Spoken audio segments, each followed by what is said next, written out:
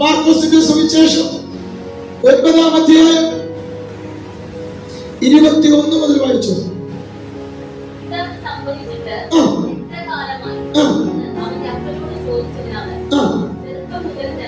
ശ്രദ്ധിച്ച്, യേശു ഒരു രോഗാത്മാവ് പിടിച്ച ഒരു മകന്റെ അപ്പനോട് യേശു ചോദിക്കുക. എന്റെ വിഷയം അതല്ല എന്നാൽ ഞാൻ പറയാം. അവിടെ ചോദിക്കുന്ന ചോദ്യം എത്ര കാലമായി ശ്രദ്ധിച്ച്, വളരെ കാലമായി, ചെറുപ്പം മുതലുള്ള വിഷയമാണ്. ഈ മകനെ കൊണ്ട് പോകാൻ ഇനി ഒരിടമില്ല.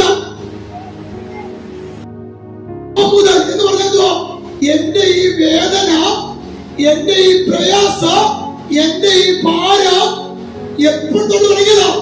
ചെറുപ്പം മുതൽ. ശ്രദ്ധിച്ച്, ചെറുപ്പം മുതൽ. നിങ്ങൾ അവിടെ ഒരു മർമ്മം കിടപ്പുണ്ട്. അപ്പൻ ഈ മകനെ കൊണ്ട് നടക്കുമോ? പക്ഷെ അപ്പൻ ഇന്നില്ല, വിശ്വാസമില്ല. കാണുന്ന വഴിയിലും കാണുന്ന ഉപദേശത്തും എവിടെയൊക്കെ കൊണ്ടുപോകാൻ പറ്റുമോ അവിടെ എല്ലാം ഈ മകനെ വളരെ കാലമായി, ചെറുപ്പം മുതൽ അവനെ പിന്തുടരുക. ഈ പിശാച് അവൻ എന്തോ ചെയ്യുന്നത്? വായിച്ചേർന്ന് വായിക്കും. 22-ാമത്തെ വാക്യം. അതവനെ മതി. എന്താ വാക്യം? ഈ ദുഷ്ടന്റെ പദ്ധതി എന്തുവോ? ഹലോ, നിന്റെ ജീവിതത്തിനകത്തെ ചില പ്രതിസന്ധികളുടെ പിന്നിൽ, നിന്റെ ജീവിതത്തോട് വെല്ലുവിളിക്കുന്ന ചില പാരമ്പര്യ ശക്തികളുടെ പോരിന്റെ ലക്ഷ്യം നിന്നെ നശിപ്പിക്കണം. നീ ദൈവത്തെ അറിയാൻ ഇറങ്ങി തിരിച്ചിട്ടും വേണ്ടവണ്ണം ദൈവത്തെ അറിയാൻ കഴിയാതെ നിന്നെ പുറകിലേക്ക് വലിക്കുന്ന ദുഷ്ടന്റെ തന്ത്രം എന്താ? നിന്നെ എന്നേക്കും നശിപ്പിക്കണം. നിന്റെ ജീവിതത്തിലെ നിന്റെ നന്മകളെ പിടിച്ചു കെട്ടി വച്ചിരിക്കുന്ന പിശാചിനെ, അത് ഭർത്താവിലായാലും, അത് കുഞ്ഞുങ്ങളിലായാലും, അത് കുടുംബത്തിനകത്തായാലും, ആ പിശാചിന്റെ ഒറ്റ ലക്ഷ്യം നിന്നെ മുച്ചോട് നശിപ്പിക്കണം.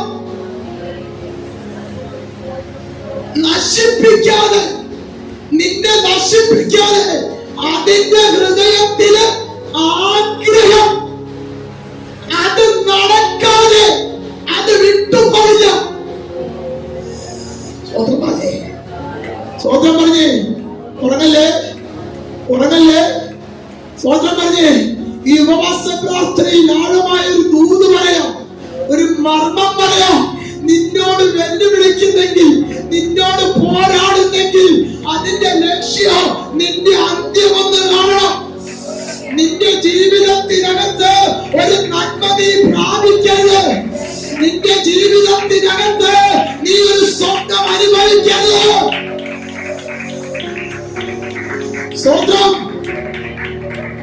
സ്വന്തം ഈ ദുരാത്മാവിന്റെ ലക്ഷ്യം എന്തോ കുഞ്ഞേ? പിശാചിന്റെ ലക്ഷ്യം എന്തോ കുഞ്ഞേ? നിന്റെ നന്മകളുടെ വഴി അടയ്ക്കണം.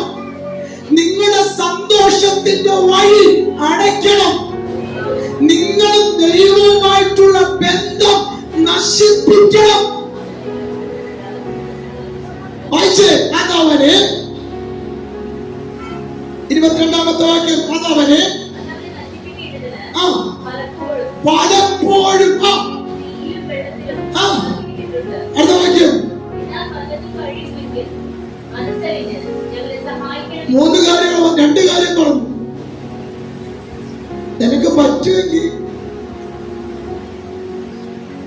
യേശുവിന്റെ അടുത്ത് വന്നിട്ട് ആൾ പറയുക, മനോഭാവം കണ്ടോ? അത് അപ്പനെ കുറ്റം പറയാൻ പറ്റത്തില്ല. അപ്പന് ഇനി പോകേണ്ട സ്ഥലമില്ല, ഇനി കേറാത്ത വഴികളില്ല, പ്രാർത്ഥിക്കാത്ത വ്യക്തികളില്ല.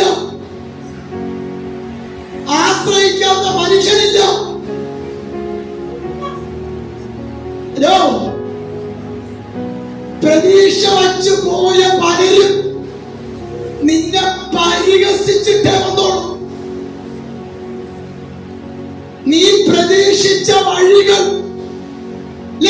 നിനക്കൊപ്പമുണ്ടെന്ന് പറഞ്ഞ പലരും ഒരാവശ്യ സമയത്ത് ഒറ്റപ്പെടുത്തുകയുള്ളൂ.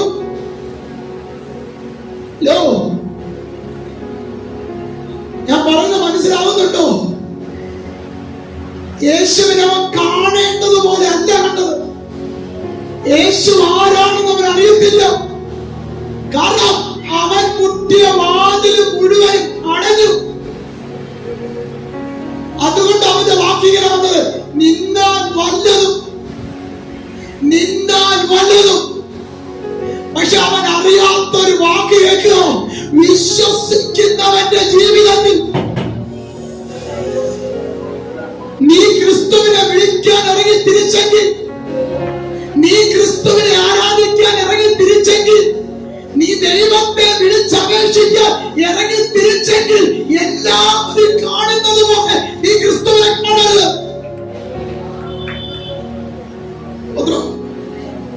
സ്തോത്രം, സ്തോത്രം. എല്ലാരും കാണുന്നവർ എങ്ങനെയാ? പലരും പല രൂപത്തിലാണ്. യേശു കർത്താവ് ചോദിക്കുക, എന്നെ ആരെന്നാ നീ പറയുന്നത്? ഇന്ന് പലരും നിന്നോട് ചോദിക്കുക, നീ സേവിക്കുന്ന ദൈവം, നീ ആരാധിക്കുന്ന കർത്താവ്, നിന്നെ വീണ്ടെടുത്ത ദൈവം ആരാ? ചില വ്യക്തികൾ പറഞ്ഞൊരു പ്രവാചകനാണ്, ചില വ്യക്തികൾ പറഞ്ഞു യോഹന്നാനാണെന്ന്. പക്ഷെ ഉള്ളിനകത്ത് തീരുന്നവൻ പറഞ്ഞു, നീ ജീവനുള്ള ദൈവത്തിന്റെ പുത്രനാ. സ്വതന്ത്രം. അതിനകത്തൊരു മർമ്മമുണ്ട്. നീ നിന്റെ ദൈവത്തെ അറിയേണ്ടതുപോലെ. നിന്നെ വിളിച്ചവനാണോ, നിന്നെ തെരഞ്ഞെടുത്തവനാണോ? ആ തെരഞ്ഞെടുപ്പിനകത്ത് നീ ഉണ്ടെങ്കിൽ നിശ്ചയമായി നിന്റെ വാഗ്ദത്തം നിന്റെ കരങ്ങളിലെത്തും. സ്വതന്ത്രം, സ്വതന്ത്രം, സ്വതന്ത്രം. ദൈവത്തെ വിശ്വസിക്കുമ്പോഴേ നിന്റെ വിശ്വാസത്തിനകത്ത് കയ്പുണ്ടാകരുത്.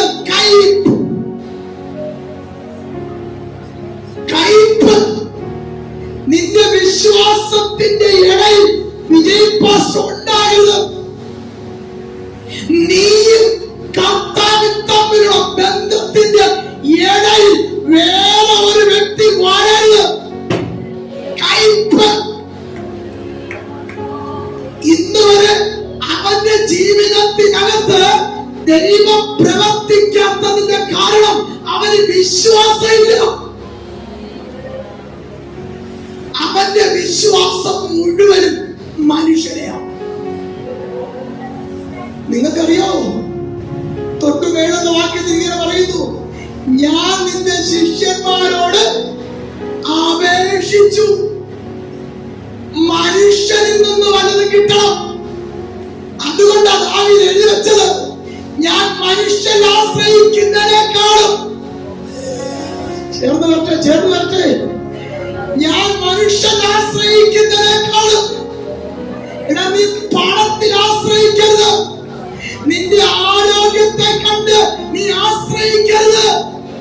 ഭർത്താവിനെ, മക്കളെ കൊണ്ട് ആശ്രയിക്കരുത്.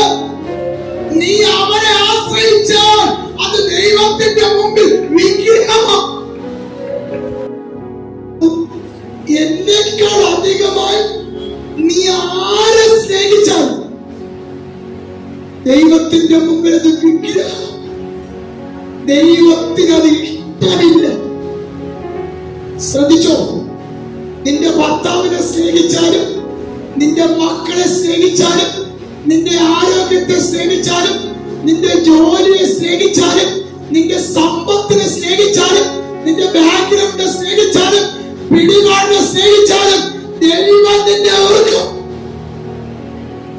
ദൈവത്തിന് അത് ഇഷ്ടമില്ല. ദൈവത്തെ സ്നേഹിക്കാൻ ഇറങ്ങിയാൽ ആ സ്നേഹത്തിനകത്ത് ഒരു പൂർണ്ണതയുണ്ടാകും. വിശ്വസിക്കുന്നെങ്കിൽ ആ വിശ്വാസത്തിനകത്ത് കയ്പ് വരരുത്. എന്താ കയ്പ്? ആ വിശ്വാസം.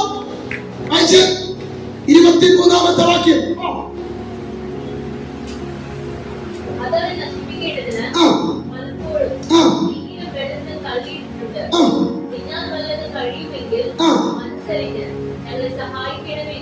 അടുത്ത വാക്യം.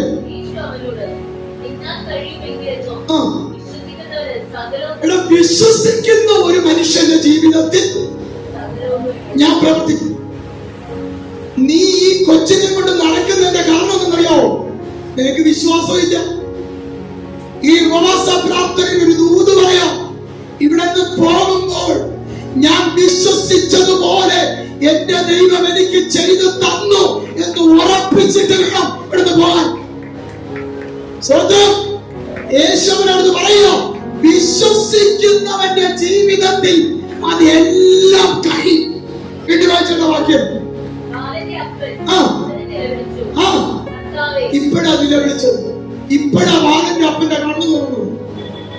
ഇപ്പഴാ അവന്റെ കണ്ണു തുറന്നു. ഇന്ന് വരെ അവൻ ആരുടെ മുമ്പിലും നിലവിളിച്ചിട്ടില്ല. ശ്രദ്ധിച്ചോ? കർത്താവ് ആരെന്ന് മനസ്സിലായപ്പോ, ഞാൻ സേവിക്കുന്ന ദൈവം ആരെന്ന് മനസ്സിലായപ്പോ, എന്റെ മുമ്പിൽ നിൽക്കുന്നവൻ ആരെന്ന് മനസ്സിലായപ്പോ അറിയാതെ നിലവിളിച്ചു. സ്വതന്ത്രം സ്വതന്ത്രം സ്വതന്ത്രം. ആ നിലവിളിയുടെ പിന്നിൽ ഒരു കാര്യമുണ്ട്. വിശ്വാസം അകത്തു വന്നപ്പോ അറിയാതെ നിലവിളിച്ചു. ദൈവം ആരെന്നറിഞ്ഞാൽ നമ്മൾ അറിയാതെ കടന്നു പോകും. ഇന്നലകളിൽ നമ്മെ നടത്തിയ വഴികളോർത്താൽ, ഇന്നലകളിൽ നമ്മെ നടത്തിയ പാതകളെ ഓർത്താൽ, നമ്മെ നിന്ദിച്ച പട്ടുപോയ മണ്ണിൽ നമ്മളെ നിർത്തിയിരിക്കുന്നത്. സ്വതന്ത്രം സ്വതന്ത്രം സ്വതന്ത്രം. ഇന്ന് പകൽക്കാലം ഒരു ദൂത് പറയാ. നിന്റെ വീട്ടിനകത്ത് എത്രയോ നിലവിളിയെ ദൈവം മാറ്റി. സ്വതന്ത്രം. ഇവിടെ ഇരിക്കുന്ന ഓരോരുത്തർക്കും എണ്ണി എണ്ണി സാക്ഷ്യം പറയാണ്ട്. പറയുമ്പോൾ തന്നെ അവർ കരയാൻ തുടങ്ങും. കരയാൻ തുടങ്ങും. ദൈവത്തിന്റെ സാന്നിധ്യത്തിന്റെ മുമ്പിൽ കരയുന്നവൻ ഒരുപക്ഷെ നിങ്ങൾക്കത് കളിയാക്കലായിരിക്കും. പക്ഷെ കരയുന്നവൻ അറിയാം അവരെ നടത്തിയ വഴികൾ.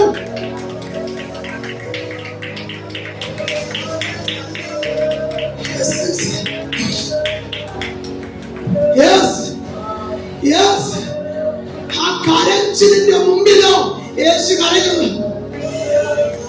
സ്വതന്ത്രം സ്വതന്ത്രം. ഇന്ന് പകൽക്കാലം ഞാനൊരു ദൂത് പറയാം. നീ ആരാധിക്കുന്ന ദൈവത്തെ, നീ സേവിക്കുന്ന ദൈവത്തെ, നിന്നെ കൈക്ക് പിടിച്ചു നടത്തുന്ന ആ ദൈവത്തെ നീ അറിഞ്ഞു വേണം ആരാധിക്കാൻ. അവൻ മനുഷ്യനല്ലോ, അവൻ മനുഷ്യനല്ലോ. എന്താണോ ആവശ്യം നിന്റെ ജീവിതത്തിൽ, എന്താണോ ആവശ്യം അത് കരുതുന്നില്ല.